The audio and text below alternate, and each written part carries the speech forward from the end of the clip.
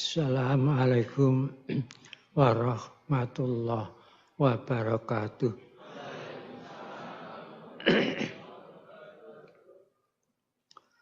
Bismillahirrahmanirrahim.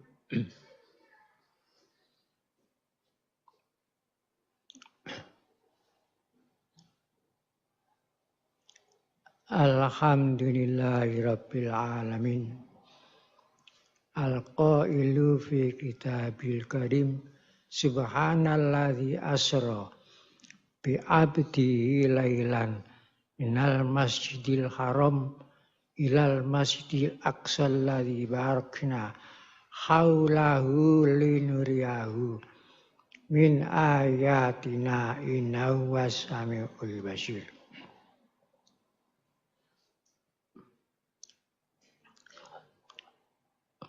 Wa qala aidan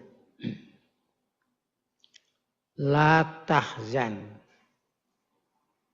innallaha ma'ana fa anzalallahu sakinatahu alaihi wa ayyadahu bijunudin lam tarawha wa ja'ala kalimatal ladzina kafaru sufla wa kalimatullahi al-ulya wallahu azizun hakim. Wassalatu wassalamu ala asrafil mursalin sayyidina Muhammadin sallallahu alaihi wasallam wa ala alihi wa ashabihi ajmain amma ba'du. Hadirin wal hadirat yang dimuliakan oleh Allah.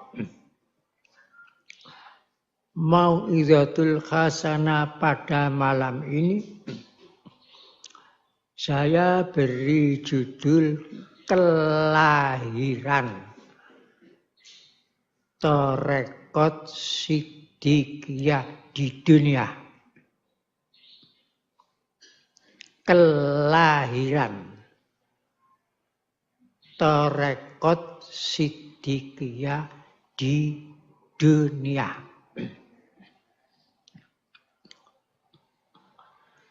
Kelahiran Tarekat Siddiqiyah di dunia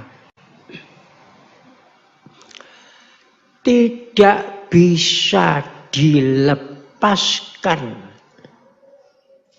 dari dua peristiwa besar yang dialami oleh Rasulullah Sallallahu Alaihi Wasallam.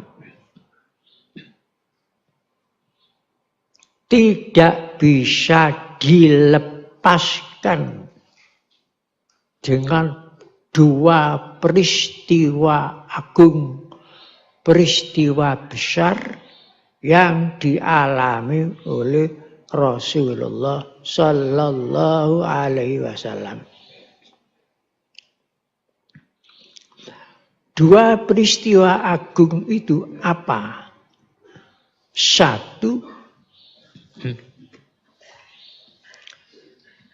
peristiwa Isra Mi'rajnya Rasulullah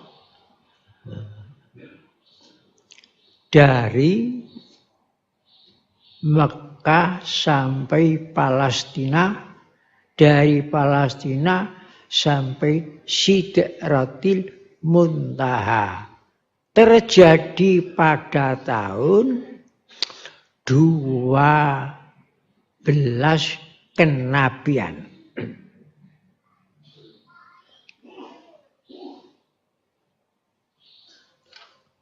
Peristiwa pertama. Peristiwa kedua terjadi pada tahun 13 kenabian. Yang pertama tahun 12 kenabian. Yang kedua terjadi tahun 13 kenabian. Peristiwa yang kedua, peristiwa hijrahnya Nabi Muhammad dari Mekah ke Madinah.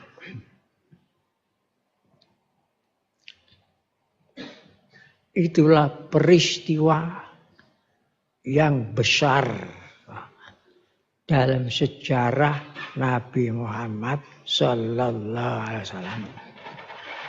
Jarak dua peristiwa itu 1 tahun. Peristiwa pertama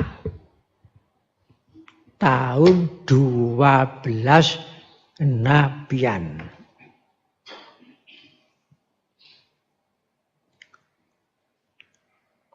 Peristiwa yang kedua tahun 13 kenabian.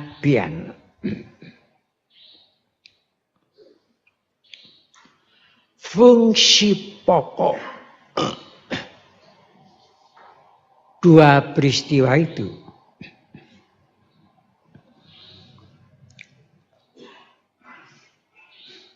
baik peristiwa Isra Mi'raj maupun peristiwa hijrah Nabi, fungsi pokoknya pengujian.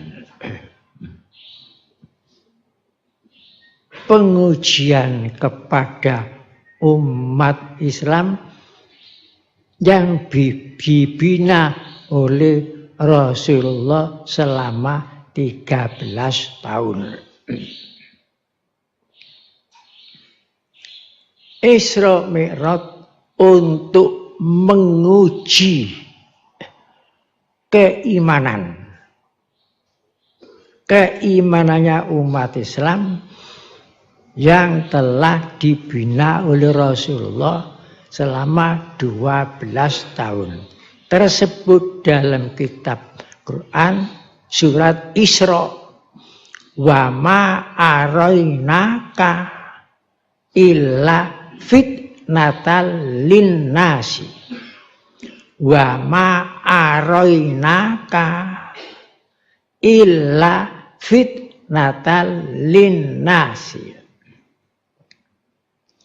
Tiadalah apa-apa yang kami tunjukkan kepadamu Muhammad dalam Isra Mi'raj illa melainkan fitnatal linnasi, untuk menguji keimanan manusia.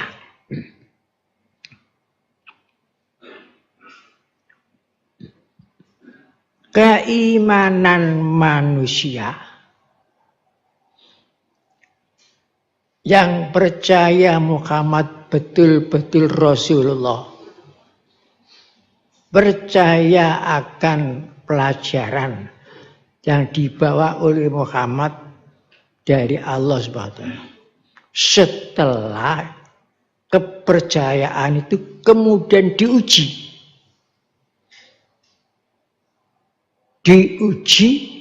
oleh peristiwa Isra Mi'raj, fitnatan linnasi.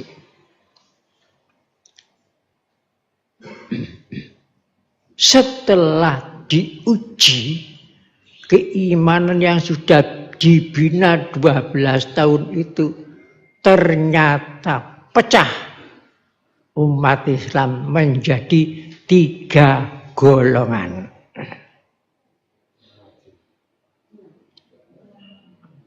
Tadinya wungkul, setelah menerima ujian pecah menjadi 3 golongan. Golongan yang pertama, keimanannya meningkat menjadi yakin. Yakin betul-betul Muhammad itu utusan Allah.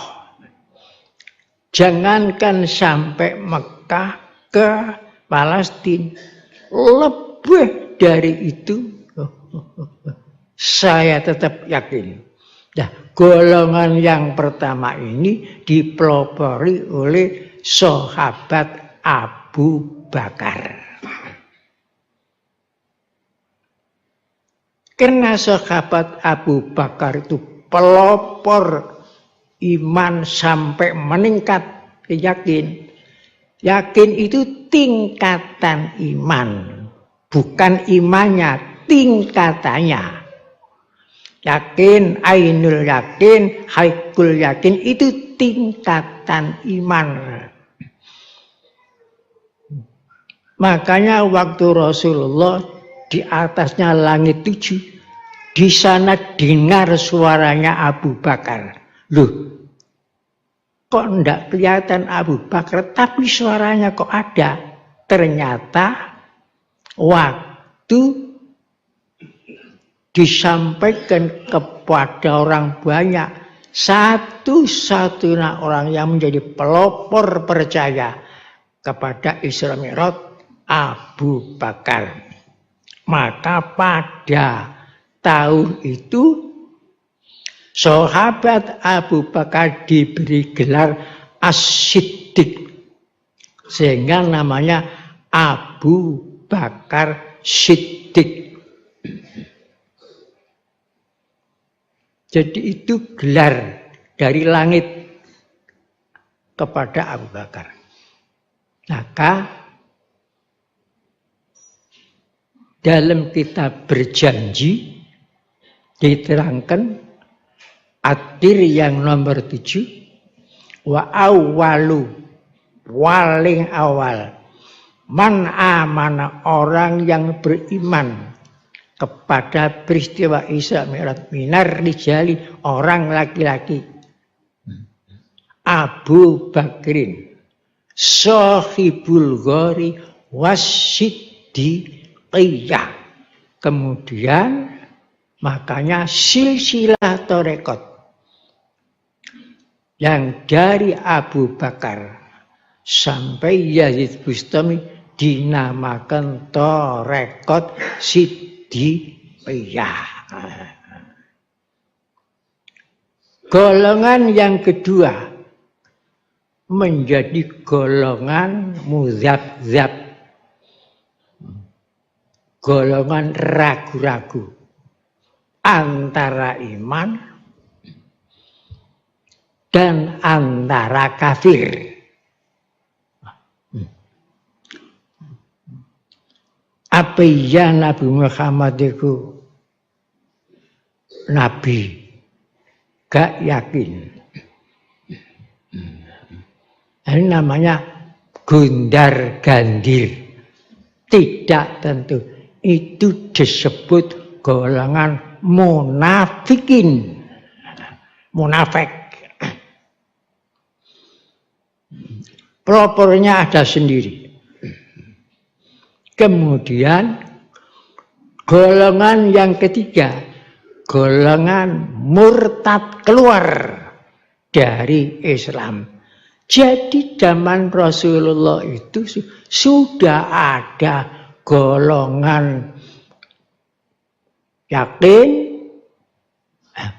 muzabzab, munafik, murtad, kembali kepada kekafiran.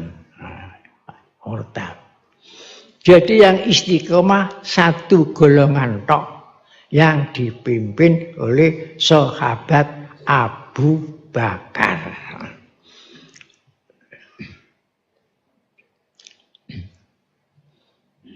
Bacalah sendiri kalau mampu membaca kitab-kitab tafsir Ibnu Katsir ada, Durrul Mansur ada.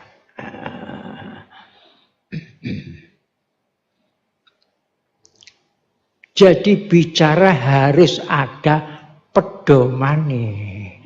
Harus ada watonane, bukan waton ngomong kudu ana watonane.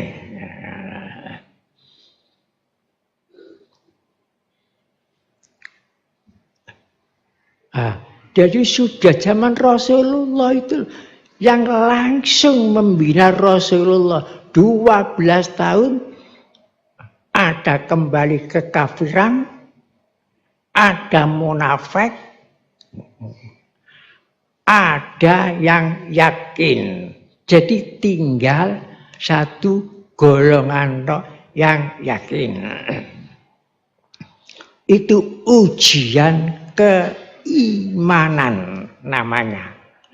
Wa ma arainaka illa fitnatal linnasi. Fitnatal itu ujian linnasi. Setelah ujian keimanan jatuh ujian jilid 2, ujian hijrah. Ujian hijrah dari Makkah ke Madinah. Dan ujian yang kedua ini ditujukan kepada kecintaan. Betul-betul cinta Rasulullah, cinta Allah. Apakah cinta cuma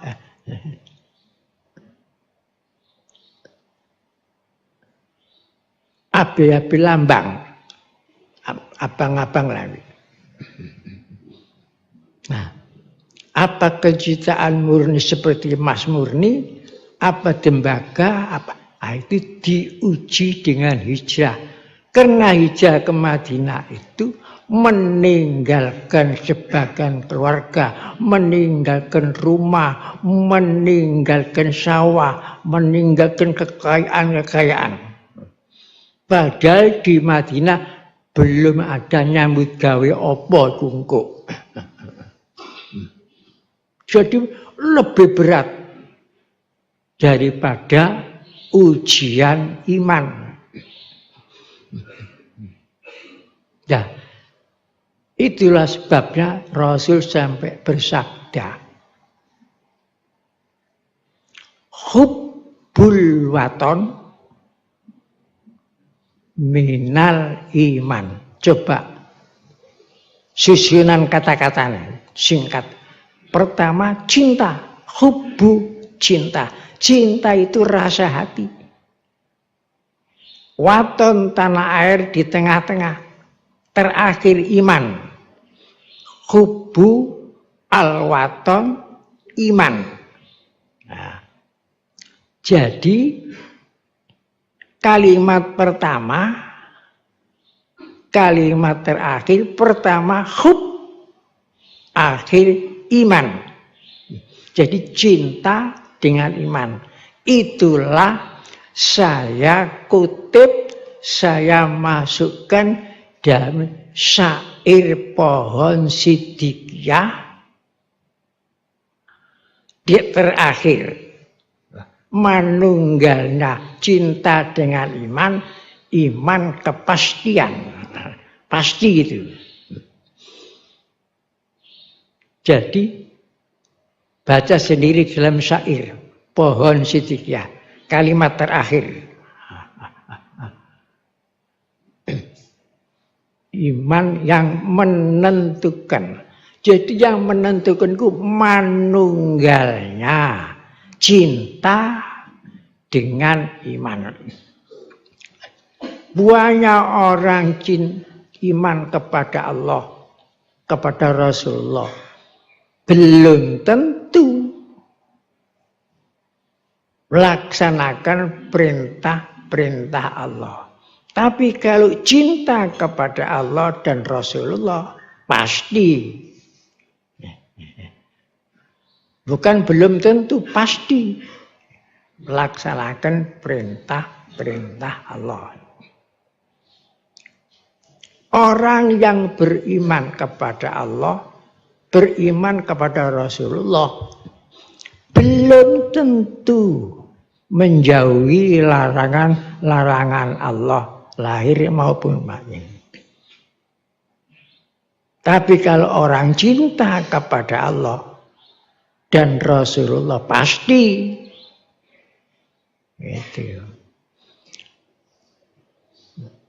menjauhi larangan-larangan Allah, melaksanakan perintah-perintah Allah. Orang yang beriman kepada Allah dan Rasulullah belum pasti, belum tentu mensyukuri nikmat-nikmat Allah. Tapi orang yang cinta kepada Allah dan Rasul itu pasti mensyukuri bagaimanapun kecilnya nikmat mesti disyukuri.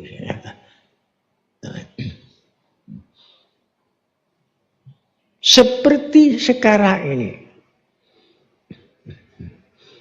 orang hanya melihat di seluruh dunia ini diuji, hanya melihat mudaratnya virus corona, tapi tidak pernah melihat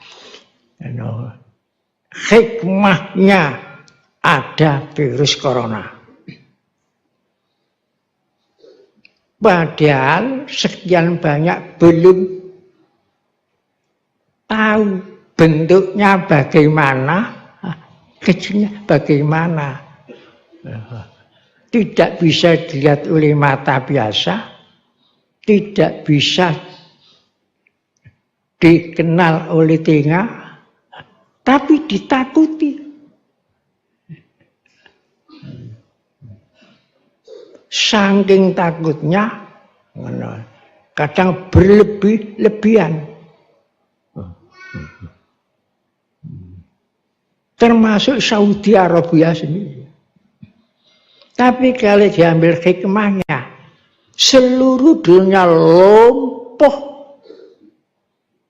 menghadapi makhluk kecil yang belum pernah dia melihat. Lumpuh semua, sekolah-sekolah tutup, semua tutup, sampai umroh tutup. Kenapa?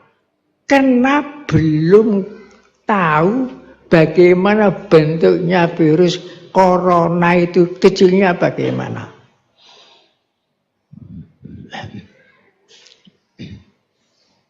Sampai-sampai banyak manusia menjadi virus sendiri.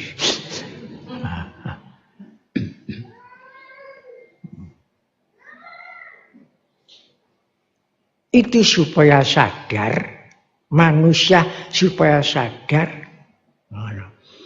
lumpuh meskipun negara adidaya, lumpuh menghadapi makhluk yang kecil banget, makhluk kecil, lumpuh. Jadi tidak berdaya, tidak mempunyai daya. Obat masih coba-cobaan. Tidak berdaya. Semua negara. Seperti dalam Al-Quran disebut, Innallaha la yastahi, surat Baqarah. Innallaha la yastahi ayyadriba masalan ma ba'udatan fama fawqa. Allah Maha Agung, tidak malu membuat perumpamaan nyamuk walaupun lebih kecil daripada nyamuk.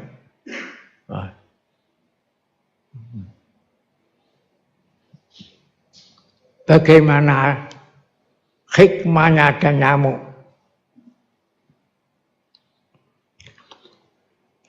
Kena nyamuk itu diketahui bawa penyakit. Orang usaha menjauhkan nyamuk dari gigit manusia. Timbul kehidupan buat pabrik obat nyamuk.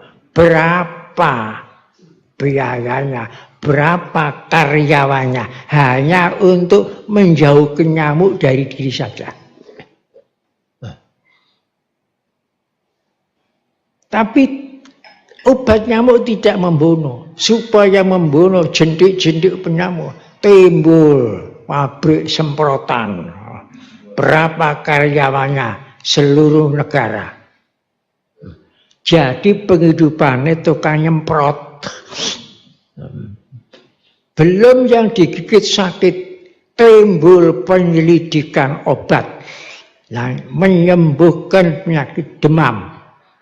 Kena, timbul lagi rumah-rumah sakit, timbul lagi dokter-dokter timbul. Bagaimana kalau tidak ada orang sakit? Tidak ada penyidikan, tidak ada dokter. Sampai masuk sekolah kedokteran saja yang paling murah 300 juta. Ya karena ada sakit. Begitu pula. Itulah hikmahnya. Itu tidak diketahui oleh mata. Hanya diketahui oleh mata batin. Ya, di situ teruji. Jadi yang betul-betul iman yakin berangkat ikut hijrah ke Madinah. Ya, di tengah-tengah hijrah itu, hijrah bulan Maulid. Karena malam itu, hari Jumat, malam Jumat, Maulid awal, ditentukan akan ada pembunuhan terhadap Nabi Muhammad. Setelah berunding di gedung namanya Darun Najwa. Satu-satunya selesai menghadapi orang satu ini. Harus Muhammad dibunuh bareng-bareng segala suku yang bunuh. Jangan satu suku. Khawatir pembalasan dari sukunya Muhammad. Kalau dihadapi semua suku, kalau ada pembalasan dari sukunya Muhammad, dihadapi seluruh suku yang ada dia. Itu sudah diputuskan. Diputuskan yang dipimpin kepalanya Abu Jahal dan dipimpin orang tua yang tidak dikenal asalnya, yaitu iblis. Mendo-mendo orang tua ikut berunding. Malam itu Roma digrebek, Nabi Muhammad sudah keluar rumah dengan Abu Bakar. Tempatnya diganti oleh Ali bin Abi Thalib.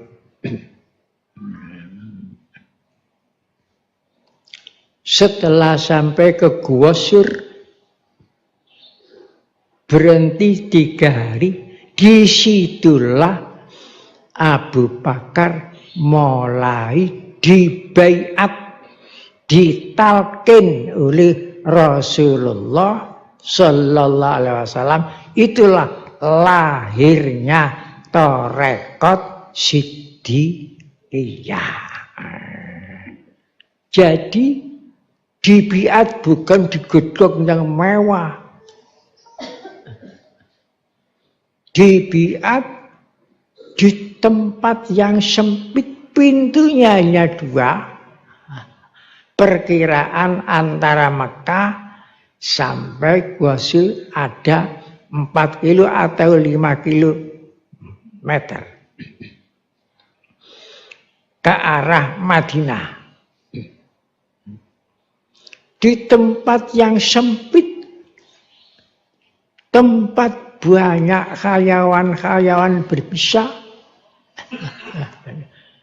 itu dikepung. Jadi dalam keadaan bahaya. Nah, sahabat Abu Bakar di dalam gua itu hanya 2 orang, Rasulullah dan sahabat Abu Bakar. Sahabat Abu Bakar menangis. Rasulullah tidur di pangkuan Abu Bakar. Setelah air matanya Abu Bakar netes ke dadanya Rasulullah, Rasulullah ngelilir. Kenapa Abu Bakar? Saya takut Rasulullah. Takut apa? Kalau saya hanya yang dibunuh oleh gembong-gembong kafir Mekah itu, kan hanya tidak apa-apa. Tapi kalau Rasulullah itu dibunuh, bagaimana nasib umat manusia ini? Jadi yang saya takuti bukan saya takut mati. Yang saya takuti sampai Rasulullah terbunuh. Ya, di situ mulai dibiat Abu Bakar. La tahzan, jangan sedih hati. La tahzan, jangan sedih hati. Innallah amanah.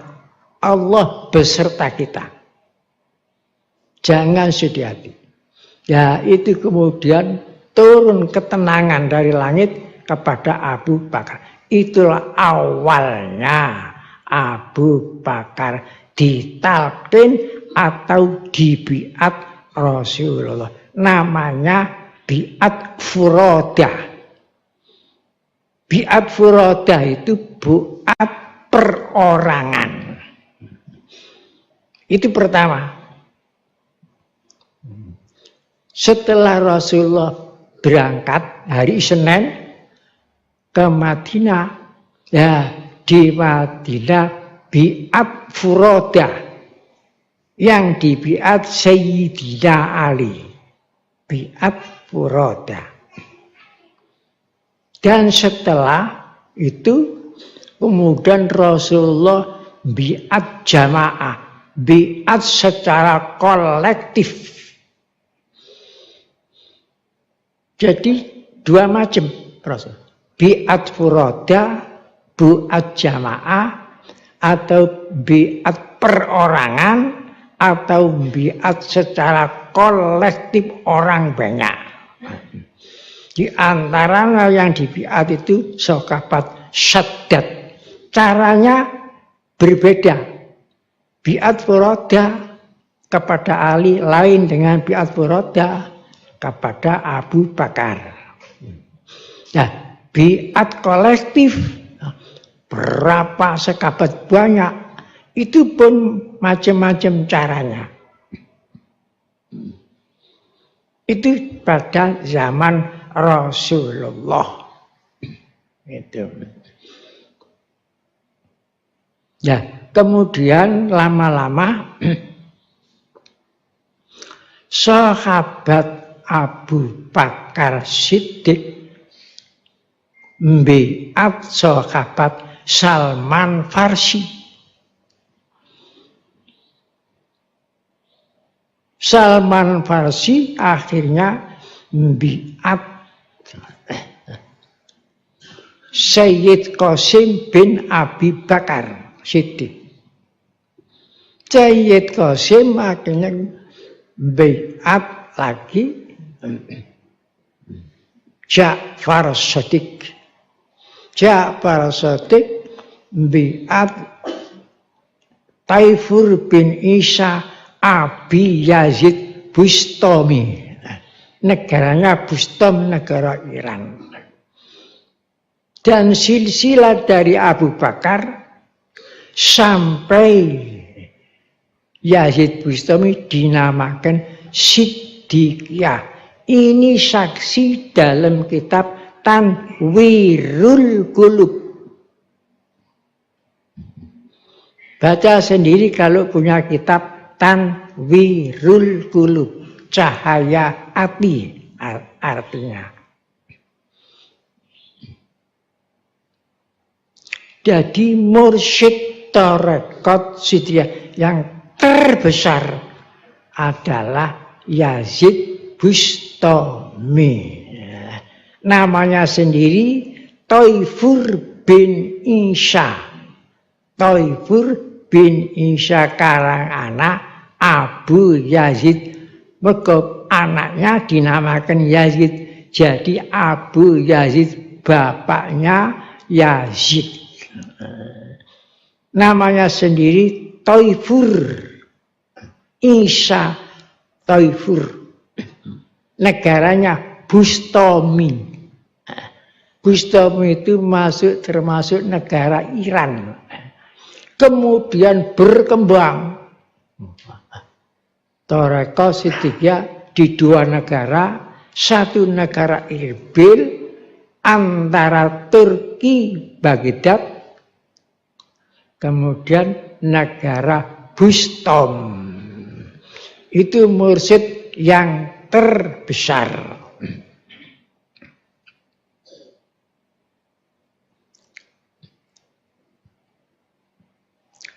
Jadi semua thariqat lainnya, thariqah Siddiqiyah, semua yang paling dahulu thariqat Siddiqiyah di dunia ini. Kayak Naqsabandiyah, Qadiriyah, Sanusiyah, Kholwatiyah, itu semuanya di bawahnya. Jadi yang paling awal thariqat Siddiqiyah. Jadi lahirnya thariqat Siddiqiyah itu di Gua Sur. Di Gua Sur. Mursyid yang terbesar adalah Taifur bin Isa Abi Yazid Bustami, yang di makomnya ada tulisan wa may yattaqillaha yaj'al lahu makhraja wa yarzuqhu min haitsu la yahtasib wa may yatawakkal 'alallahi fa huwa hasbuh innallaha balighu amrihi qad ja'alallahu likulli syai'in qadara. Hadirin wal hadirat yang dimuliakan oleh Allah. Sekarang ini banyak orang yang masuk Siddiqiyah, baik pun di Jawa, di luar Jawa, dan banyaknya warga Siddiqiyah yang ingin mendirikan Jamiatul Mudzakirin, berlomba-lomba. Sampai tadi khalifah yang ada di Malang, Pak Din Tamdudin itu berangkat ke Tanjung Bintang. Peletakan batu pertama Jamiatul Mudzakirin. Dan ada lagi di Lampung juga peletakan batu pertama. Nah, sekarang ini khalifahnya kurang. Fa insyaallah menurut kebutuhan mendesak jarak dekat ini, kalau tidak bulan Sya'ban atau poso, ada pengangkatan khalifah tapi secara kolektif banyak. Jangan khawatir kekurangan stok khalifah, walaupun ada khalifah yang rontok. Dan yang pertama nanti saya ambilkan dari organisasi Ikhwan Raudhur Riyaahin, dari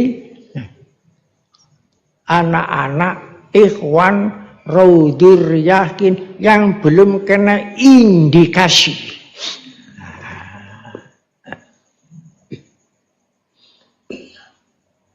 Itu secara kolektif. Mungkin banyak itu nanti khalifah secara singkat, biat secara kolektif, entah seangkatan itu 10 atau 20 atau 30, ini masih diseleksi. Setelah itu baiat khalifah secara kolektif di luar ikhwan, kader-kader yang tidak terindikasi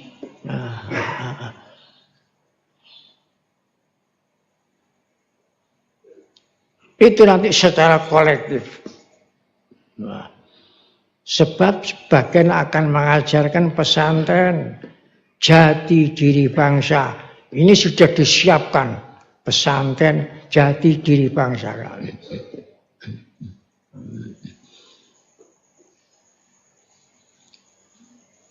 Itu jarak dekat.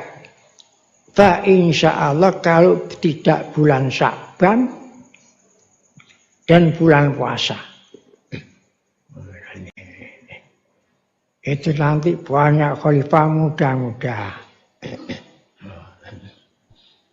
Kalau dulu memang sulit nyeleksi itu. Karena saya belum sampai tingkatan mujtaba. Kalau sudah sampai tingkatan mujtaba, gampang. Terserah mujtaba. Sekarang biat menit jadi khalifah gak apa-apa. Tapi kalau dulu, walah, sulitnya. Contoh Syekh Abdul Qadir Jailani Al-Mujtaba, Mursyid Tarekat Qadiriyah. Khalifah ada yang wafat. Kemudian diganti. Siapa yang mengganti? Diambilkan Pendito Kristen. Mana ya? Itu wewenangnya Mustafa. Pendito Kristen diulang syahadat masuk Islam langsung diangkat menjadi khalifah Syekh Abdul Qadir Jailani. Baca dalam kitab Nurul Burhan yang menerangkan karomat Syekh Abdul Qadir Jailani.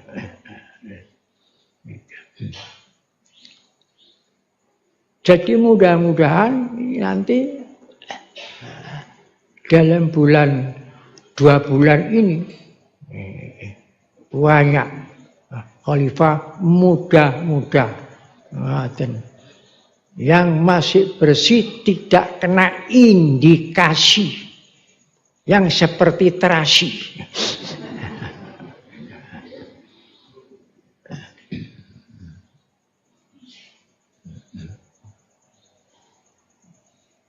Walaupun di luar Sidika sudah ada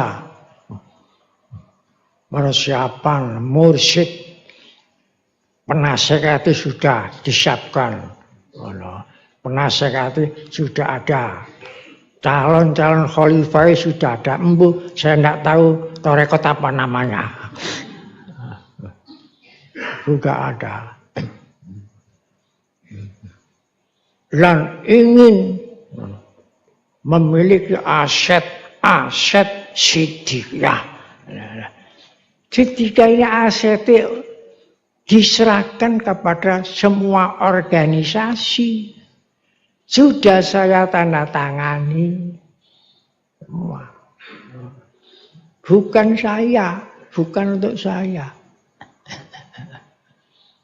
Bagi saya cukup la ilaha illallah, masuk akhirat sudah.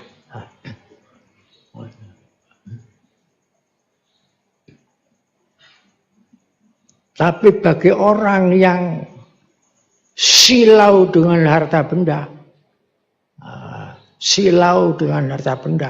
ingin menguasai aset-aset, itu ya silakan, gampang saja kok, gampang. Selang pangeran, sentral wujud, karena diridani Allah, ya sak kedip menurut kena kabeh. Tapi nek Allah gak ngiridani sampai kapanpun, sampai masuk lubang kubur tidak mungkin bisa. Ngoyo woro. fata morgana. Usia terbuang kemana-mana, nggak pernah ibadah, compak nyebar fitnah, di HP, di radar, lapor ke sana, ngumpulno penasehat umum supaya bisa menguasai aset-aset yo gawa-gawaan.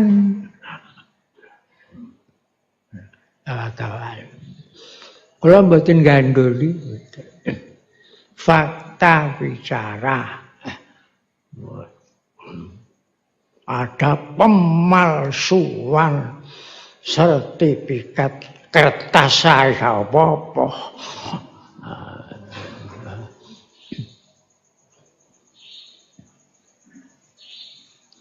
Tanam guru niku sakmono ambane niku kabeh menyaksikan saya yang beli. Saya masih hidup ini, tanyakan kepada lurah-lurah itu. Saya yang beli, saya yang bangun. Adapun saya ada. Nama orang lain, saya tidak tahu prosesnya. Tanyakan sendiri kepada yang megang itu. Barangkali jin Suralaya mudun.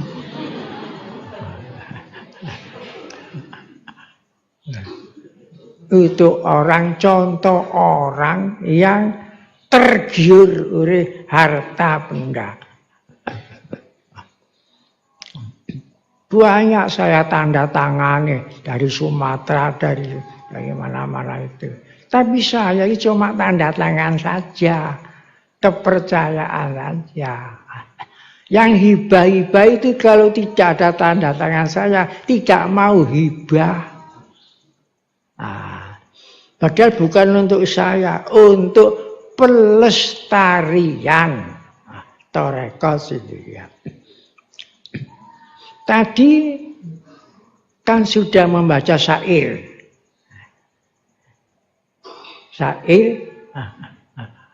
Tarekat itu ya. Teliti isinya, teliti. Syair tarekat itu ya. Syair kemerdekaan bangsa Indonesia. Syair alinea ketiga. Kemudian cocoknya dengan monumen-monumen yang saya bangun. Itu semuanya isinya. Sanggup 8 kesanggupan. Sanggup bakti kepada negara, kesatuan Republiknya. Sanggup cita tanah air. Sanggup bakti kepada sesama manusia. Masalah kemanusiaan. Sanggup bakti kepada Allah. Kepada Rasulullah. Terakhir, ya, sanggup menghargai waktu. Waktu kita di dunia sangat singkat, perlu dihargai. Harga waktu kita ini, hidup kita ini, isinya ya dihargai dengan 8 kesanggupan itu. Itulah. Apa yang saya monumenkan? Satu, ada monumen hubbul waton minal iman. Di belakangnya ada lagi monumen pembukaan Undang-Undang Dasar 45. Cocoknya dengan syair. Terus ada lagi monumen Sumpah Pemuda. Terus ada monumen lagu kebangsaan Indonesia. Matahari terbit. Monumen lagi proklamasi kemerdekaan bangsa Indonesia. Ada monumen yaitu sumber kemerdekaan. Yang ada air mancurnya itu. Terus ada monumen Garuda, lambang negara. terus ada monumen santri, terus ada monumen hari santri. Semuanya itu ada di dalam syair itu. Dan itu nanti, itu semuanya penampakan dari jati diri bangsa Indonesia. Itulah yang akan diajarkan dalam pesantren jati diri bangsa Indonesia. Dan aset-aset sedemikian semuanya seluruh Indonesia ini akan diserahkan kepada organisasi dia untuk melestarikan nilai-nilai luhur KPK.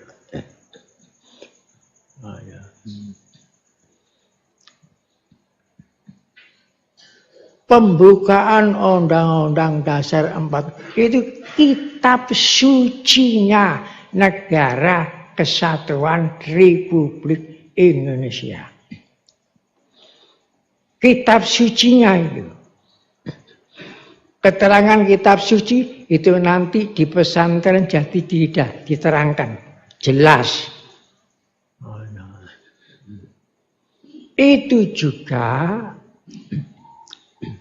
kebanggaan nasional.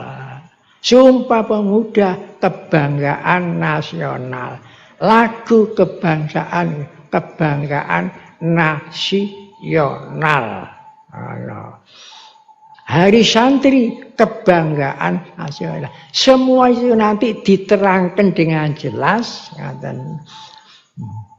Yang belum pernah ada orang yang menerangkan itu. Di pesantren-pesantren jati diri bangsa. Dan itu yang akan dilistakan. Jadi nilai-nilai luhur kebanggaan bangsa Indonesia ini yang akan dilestarikan oleh kader-kader Sidikiyah.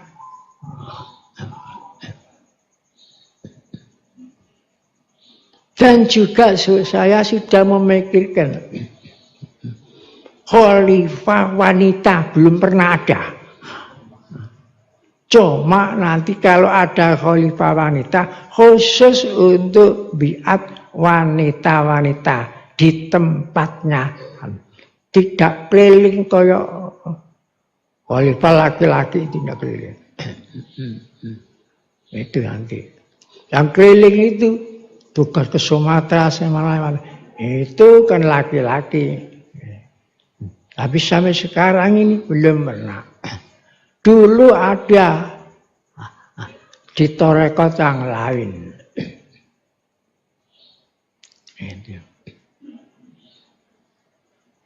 Itu sudah persiapan. Ya, persiapan. Jadi jangan khawatir kentekan khalifah. Gak, wadernya banyak.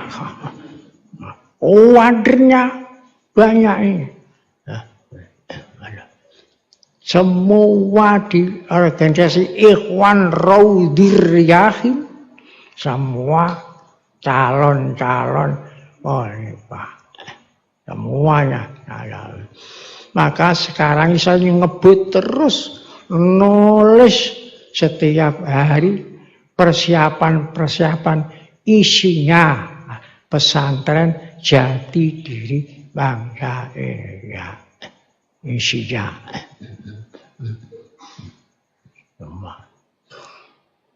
Nah, itulah perlu di sini saya sampaikan. Supaya mengerti langkah-langkah yang akan datang. Kalau zaman dulu akan timbulnya Nabiullah Ibrahim didahului ndodronya Raja Namrud. Akan timbulnya Nabi Musa, Nabi Harun di Mesir didahului ndodronya Fir'aun. akan timbulnya Nabi Isa di Palestina didahului ndodera Raja Herodes. Begitu pula akan timbulnya Nabi Nuh didahului ndoderanya raja-raja zaman Nabi Nuh. Akan timbul Nabi Muhammad didahului ndoderanya goro-goronya kaum jahiliyah sampai akhirnya akan menjadi perkembangan Siddiqiyah, bakal berkembang tahun 1973 timbul fitnah. Fitnah sampai saya menghadapi kekejaksaan dengan Pak Munib berapa kali. Ya timbul fitnah dari luar. Tapi setelah itu lewat perkembangan Siddiqiyah mulai Gunung Ndorowati Mantung, Pujon, terus ke Malang, terus sekarang sampai seluruh Indonesia. Yang akan meningkat lagi Siddiqiyah ini lebih luas, melintasi kepulauan Indonesia, melintasi batas negara Indonesia, timbul lagi goro-goro. Cuma sumbernya sangka jero. Goro-goro. Terus jangan sejati latazan, jangan hati-hati. Iku goro-goro ku coba Fatah Morgana kok. Fatah Morgana. Cari uang ke sana, cari uang ke sana. Cari pengacara. Sing diacarakno ono ae. Ayo pengacara. Jarno ae nyungsang gembal. Apa-apa. Gak ngalang-alangi, ya gak apa-apa. Saya teliti persis gara-gara zaman tahun 1970. Oh, padha. Bentuk itu lain. Satu persatu. Dalangnya di mana sudah tahu, lama sudah tahu dalangnya. Orang sih saiki ya gak roh, mergo nganggo mata zahir tok. Itu yang perlu. Jadi yang harus tetap istiqomah sampai tak gawekno tempat berdoa isti'anatil istiqomah. Istiqomah itu artinya tetap tidak berubah. Dimatikan malah hidup, diblesno malah muncul, dipanasnya tidak lekang, dihujannya tidak lapuk. Itu istiqomah, tetap istiqomah. Sumastaqamu tatanazzalu alaihimul malaikatu alla takhafu wa la tahzanu wa abshiru bil jannati lati kuntum tu'adun. Dalam Al-Quran, kalau kamu istiqomah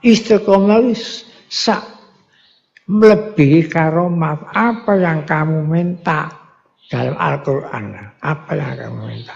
Kalau tetap istiqomah. Tapi kalau gundar-gandir, ya kisau setan, digawe boneka, setan. Jadi jangankan waktu saya ini. Zaman Rasulullah sendiri ada yang murtad, ada yang kafir, ada yang jadi sapi turun. Terakhir, ya, mauidhah saya dalam kitab Anwarul Qudsiyah ada orang Siddiqiyah ya, juga Siddiqiyah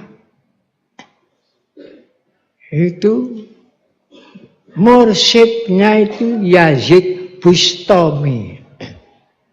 Mursyidnya Yazid Bustami. Tapi ada murid Siddiqiyah, muridnya Yazid Bustami, tapi hatine iku dendam. Dah dendamnya hatine iku ini ku tidak ditampakkan. Boten betah mengendap kedanyaman. Akhirnya mara ten Yazid Bustami. Mara ngaten. Syekh Yazid Bustami, sekarang ini saya melihat wajahnya seperti wajah celeng. Ya. Coba, mursyid diceleng-celeng no. Saya kok melihat seperti wajah khinjir. Khinjir itu celeng. Bagaimana jawabnya? Yazid Bustami, itu betul. Coba. Betul memang. Kapan kamu melihat? Ya, baru saja melihat wajah. Oh, baru. Tadinya tidak. Baru, oh betul. Betul. Wajah saya itu kaca, kamu menghadap kaca. Tampak celeng nduk kaca kono. Hasil jadi kaci kayak calang itu ya gak ono bayangan rupa celeng timbul teko liyane gak ono ya teko celeng. Lah sinten iku grayana dewa awakmu wong sing kaca kowe.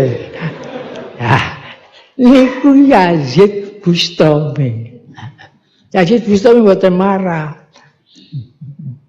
Gak ono ketok lho kaca iku celeng kok sapi gak ono.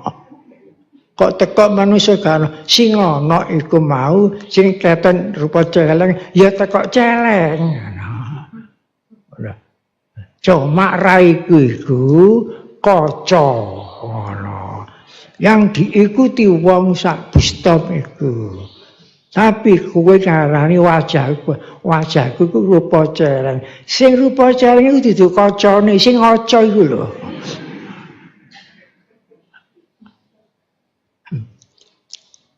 Lah iku celeng maknawi muncul dirupakno rupa dadi celeng gisi. Ana. Niku ten kitab Al-Anwarul Qudsiyah sing aran namine niku Imam Sya'rani, ahli tarekat dan tasawuf. Imam Sya'rani mboten marah Yazid Bustami iku. Gak ero nek awake dhewe kaya celeng ta. Gak malah sing dianggap celeng iku Yazid Bustami. Wong sing ngilo dheke kok. Loh, kok ana celeng? Ya celenge dheke. Itu cerita di kitab Al-Anwarul Qudsiyah. Ceritane Yazid Bustami. Pun sampeyan nangen-nangen piyambak niku cerita niku. Pendek tapi mendalam nggih. Pendek mendalam. Ngono. Wong liya dianggap celeng dadak dhek sing celeng ya, Pak. Nah, lah niku namine bukti terbalik. Ngeten. Bukti terbalik. Nah, Ma'asyiral muslimin rahimakumullah, mudah-mudahan apa yang saya sampaikan ini jadi perhatian, jadi peningkatan kesadaran. Bismillahirrahmanirrahim. Alhamdulillahirabbil alamin. Hamdan yuwafi ni'mahu wa yukafi mazidah. Ya Rabbana lakal hamdu kama yanbaghi liljalalikal karim wa sultanik. Allahumma zidna walatan kusna. Allahumma zidna walatan kusna. Allahumma zidna walatan kusna. Allahumma akrimna walatuhinna.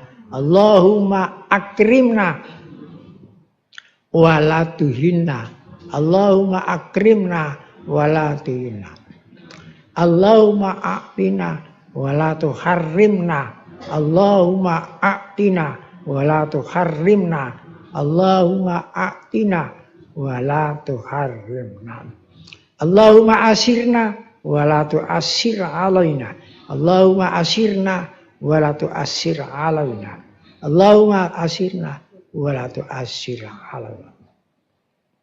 Allahumma ardina wardu anna. Allahumma ardina wardu anna. Allahumma ardina wardu anna. Allahumma sabbitna bil iman. Allahumma sabbitna bil Islam. Allahumma sabbitna bil ihsan. Wa ya khairan nasirin birahmatika ya arhamar rahimin. Walhamdulillahi rabbil alamin. Wassalamualaikum warahmatullahi wabarakatuh.